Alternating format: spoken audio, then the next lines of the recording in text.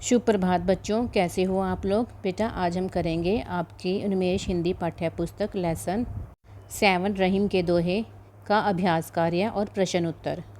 इस लेसन के दोहे हम कर चुके हैं, तो आज हम इसका अभ्यास कार्य करेंगे। फर्स्ट हमारा उच्चारण अभ्यास एवं शूतलेख। सूजन, मुक्ताहार, तरुवर, चटकाए, मुलही, अघाए, फाटत। बेटा ये जो है ये आपका शूतलेख है, इसको आपने लिख कर भी देखना है और बोल कर भी देखना है। आगे हमारा मुख से वाले प्रश्न। रहीम का पूरा नाम क्या था। देखो जो रहीम थे उनका पूरा नाम क्या था। अब्दुल रहीम खान खाना था। तो इसका पूरा नाम क्या लिखेंगे। रहीम का पूरा नाम अब्दुल रहीम खान खाना था। हम खीरे का सिर काट कर नमक क्यों मलते हैं। और देखो जो खीरे का सिर किस लिए काटा जाता है, ताकि उस पर हम नमक लगाकर उसकी जो कड़वाहट होती है उसको हम दूर कर सकें। तो हम खीरे का सिर काट कर नमक इसलिए मलते हैं ताकि जो खीरे की कड़वाहट है वो दूर हो जाए। सब चीज़ों को एक साथ प्राप्त करने का प्रयास करने से क्या होगा। अब देखो अगर हम सभी चीज़ों को एक साथ प्राप्त करने की कोशिश करेंगे तो हमें कुछ भी नहीं मिलेगा। तो इसका आंसर हम क्या लिखेंगे। सब चीज़ों को एक साथ प्राप्त करने का प्रयास करने से हमें कुछ भी नहीं मिलेगा। आगे हमारे लेखनी से। रिक्त स्थान भरकर दोहे की पंक्ति पूरी कीजिए। अब ये देखो ये दोहे की पंक्तियाँ हैं, ये हम दोहे में से देख कर भी पूरी कर सकते हैं। जैसे रहीमन फिर फिर पोहिए, टूटे मुक्ता हार, जहाँ काम आवे सुई, कहाँ करे तलवारी, तोरे से फिर न जुड़े जुड़े गांठ परी जाए, वे डोलत रस आपने वाके फाटत अंग। तो ये दोहे की पंक्तियाँ थी, ये आपने दोहे की पंक्तियों को यहाँ पर लिखना है बेटा। नेक्स्ट है हमारा नीचे दिए गए दोहे को पढ़कर प्रश्नों के उत्तर दीजिए। अब देखो हमने इन दोहों को पढ़ना और अपने प्रश्नों के उत्तर देने हैं। जैसे कह रहीम कैसे निभे केर बेर को संग, वे डोलत रस आपने वाके फाटत अंग। अब यहाँ पे हमने इस दोहे के अकॉर्डिंग ही अपने क्वेश्चनों के आंसर देने हैं। देखो केला और बेर के पेड़ों की क्या विशेषता है। अब देखो जो केला और बेर हैं इन पेड़ों की विशेषता ये है कि ये दोनों एक साथ नहीं रह सकते, क्योंकि अगर ये इनका जो साथ है एक साथ निभ नहीं सकता। क्योंकि अगर ये साथ में रहते हैं तो जो बेर के जो कांटेदार पेड़ होते हैं वो क्या करते हैं, केले के पेड़ों के जो पत्ते होते हैं उनको वो फाड़ देते हैं। कौन अपने रस में डोलता है और किसके अंग फटते हैं। अब देखो यहाँ पे कौन अपने रस में डोलता है, जो बेर का पेड़ होता है वो अपने क्या होता है रस में डोलता है, और अंग किसके फटते हैं, केले के। इस दोहे के द्वारा रहीमदास जी क्या समझाना चाहते हैं।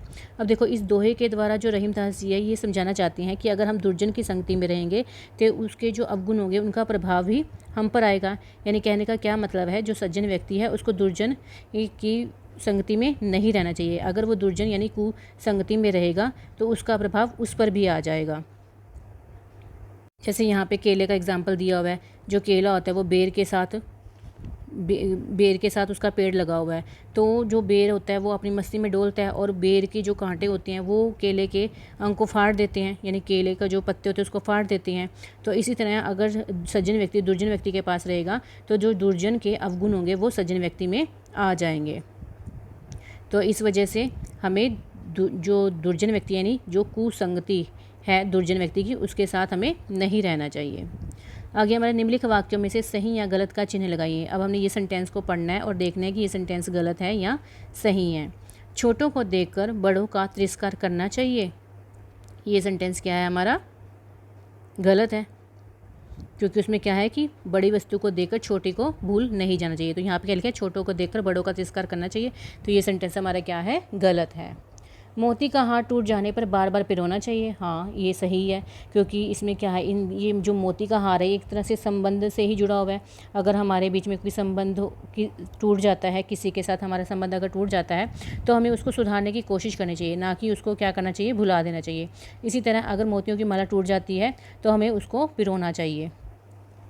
ठीक है, तो इसका क्या आएगा, सही है।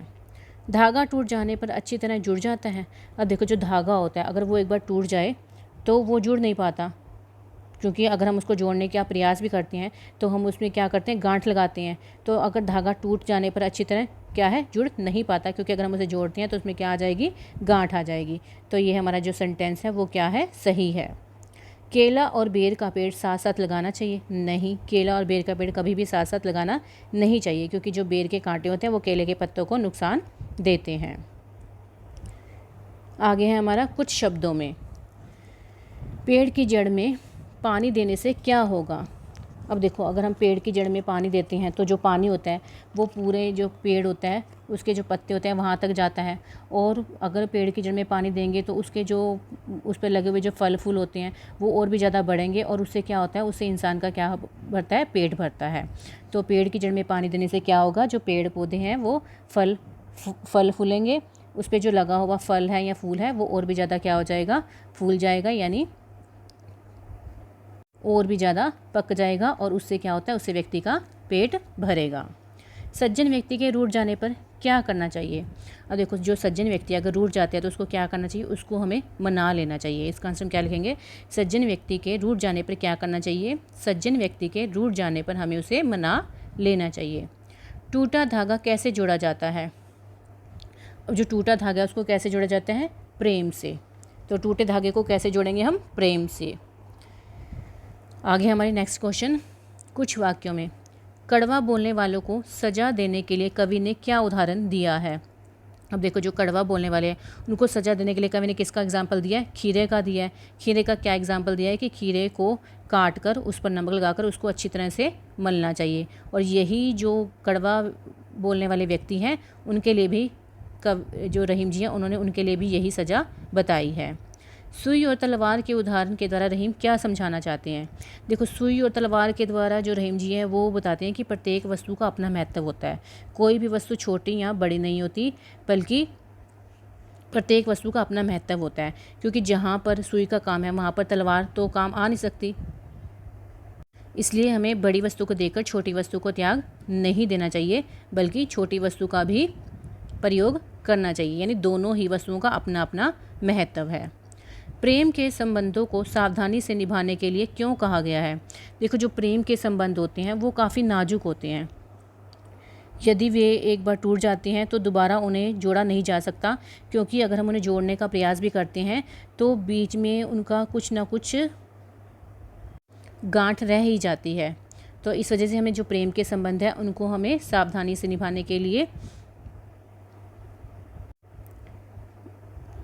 का प्रयास करना चाहिए। आगे है हमारा भाषा और व्याकरण। तो निम्नलिखित शब्दों के दो दो पर्यायवाची शब्द लिखिए।